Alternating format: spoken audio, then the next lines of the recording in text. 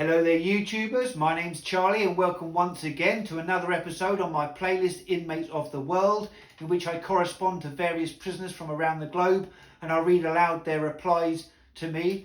I read them aloud to you. I'm doing this because I have over 20 years experience working in mental health and I also have an interest in forensic psychiatry. Feel free to view the entire playlist of these videos if you have an interest in true crime, or maybe you know someone who would appreciate them. Today I'll be reading aloud another letter from the late serial killer Dennis Nilsen. If you'd like to know more about who Dennis Nilsen was, feel free to check out episode 3, which is when I received and read aloud my first letter from him. This letter from him dates the 13th of March, Saturday the 13th of March 2004, quite a while ago again now. He wrote this letter to me again from Full Sutton Prison in York, England. I'll try my best to read through it because some of his handwriting was extremely difficult to process. It looked almost entirely illegible. I'll raise up the letter to you and I'll add an enlarged photograph there so you can appreciate it a little bit further. And now I should turn around to the reverse side there. And I'll read aloud what we have. Dear Charlie, thank you for your undated letter. I am warmed to learn that the black foal was born without any incurable effects. Now at this time I was working in a stable looking after horses and I'd recently witnessed a young black foal being born. Yes, I agree. The machinations of the police do indeed leave one perplexed. The nationwide serial killer interview proposals seem to be just another wasteful resource consumption paper exercise. A kind of creation scheme for ineffective Home Office and police experts. Many systems exist largely on paper and that's where they remain. Look at the recent inquiry with the processes associated with the Soham murders regarding the employment of Ian Huntley as a caretaker at the school. Humberside and Cambridgeshire police failed, underlined, to actually deploy the system and the headmaster of the school failed to check out Huntley's references. The prison service has a raft of such paper systems, but what is notated on the notice board is not actually what happens on the ground. A couple of days ago also a prisoner, Arif Hussain, it looks to be, was found bleeding in his cell in the segregation punishment block a couple of days ago. He was declared dead when the ambulance crew arrived. Sudden deaths are getting to be a bit of a habit in this prison, especially on the punishment block. A pattern is formed. One imagines the Home Secretary, David Blunkett, cracking open a bottle at the news of this new death. Well, the snow has gone. Spring beckons. First it's rain, rain, rain. Was it ever any different? In brackets. Yes, my father, Olaf Nilsen, was a Norwegian soldier. I know smatterings of French and German, but no Norwegian.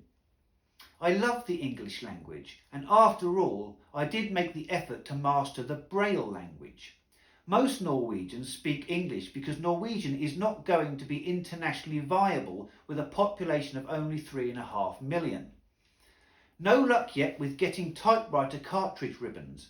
A friend sent me in a few bob, but it takes about 3 weeks to have the request processed and another month for the prison delivery system to process a prisoner's order for any product, which on the best scenario I will have new ribbons by mid-April. The Home Office is replete with inefficiency and gross incompetence. It's a tradition with this department. The chaotic events in Haiti have been superseded by present events in Madrid, Spain. What surprises me is that anyone is surprised by them. International terrorism lurks a bit, sleeps a bit, but it doesn't go away.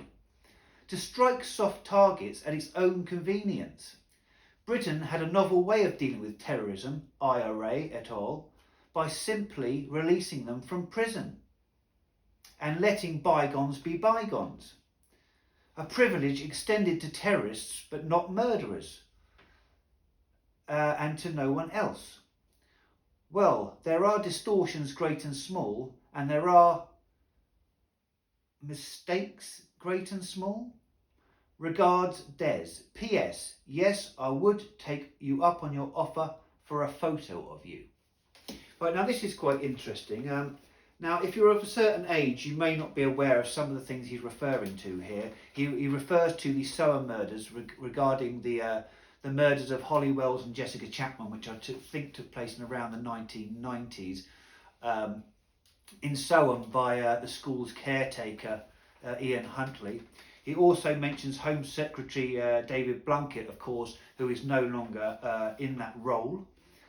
David Blunkett, he refers to David Blunkett cracking open a bottle at the news of the death of this inmate murdered inside Full Sutton Prison.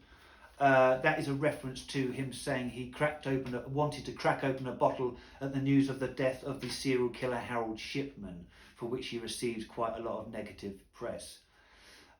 He seems to be rather eager to receive his typewriter ribbons, which to an extent would have been a relief to me because his handwriting is extremely difficult to decipher at times. He seems to be quite interested in the world of politics to a certain extent. He often weaves in and out of politics throughout the duration of our dialogue and interaction. But it's very unusual how he could have been such a cold-hearted murderer, yet on the same kind of token, he's very compassionate towards the delivery of animals, regarding the black foal that I witnessed being born. Well, anyway, that's it for this episode. Thank you so much for watching. I'd greatly appreciate it if you could share this video. You may know somebody out there who appreciates true crime, and these are completely one of a kind. Nobody in the world has the same letter that I do. So I'll see you on the next one, and look after each other and love each other.